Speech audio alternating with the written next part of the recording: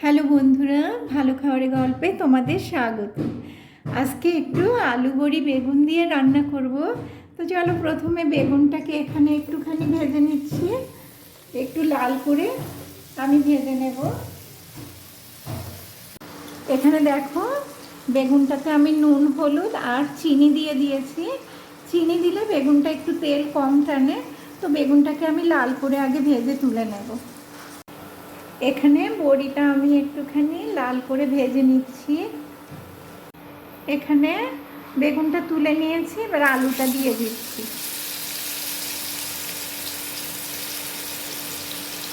আলুটা আমি একটুখানি হালকা ভেজে নেব।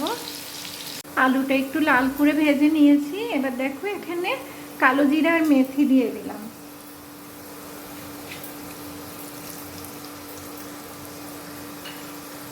এবার আমি ডাঁটাগুলোকে এখানে দিয়ে দিচ্ছি। এবার একটু নুন দিয়ে দিচ্ছি। নুন আগেও দিয়েছি ভাজার সময়, তাই অল্প। আর একটু হলুদ দিয়ে দিচ্ছি। এবার আমি একটুখানি ঢাকা দিয়ে দিচ্ছি, একটু এটাকে এই মধ্যে দেব। দেখো বন্ধুরা, ডাঁটাটা হালকা ভাজা হয়ে গেছে। এবার আমি চিংড়ি মাছগুলোকে একটু নুন হলুদ মাখিয়ে এখানে দিয়ে দিয়েছি। এবার এটাকে আর একটুখানি আমি নরম করে নেব, ভেজে নেব। তো আমি একটু ঢাকাই দিয়ে দিচ্ছি এখন। দেখো বন্ধুরা, আমি চিংড়ি মাছ আর ডাঁটাটাকে আর একটু ভেজে নিয়েছি। তো এখানে একটু ধনের গুঁড়ো দিয়ে দিচ্ছি।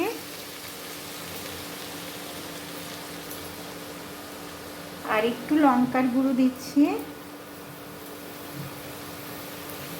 অল্প করে আমি একটুখানি জিরের গুঁড়ো দিলাম।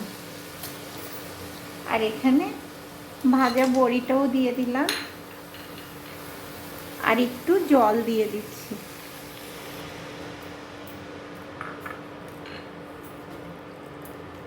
এবার এটাকে একটুখানি আমি ঢাকা দিয়ে দেব।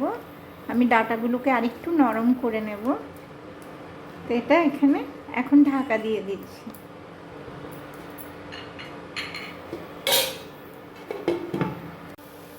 দেখো বন্ধুরা, আমার এখানে মশলা দিয়েছিলাম, মশলাগুলো ভাজা হয়ে গেছে, ডাঁটাগুলোও সেদ্ধ হয়ে গেছে।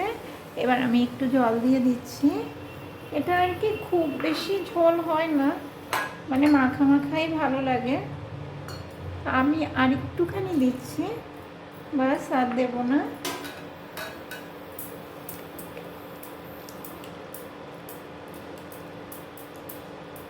এবার এখানে যে আমি বেগুনগুলো ভেজে রেখেছিলাম ওইগুলো দিয়ে দিচ্ছি।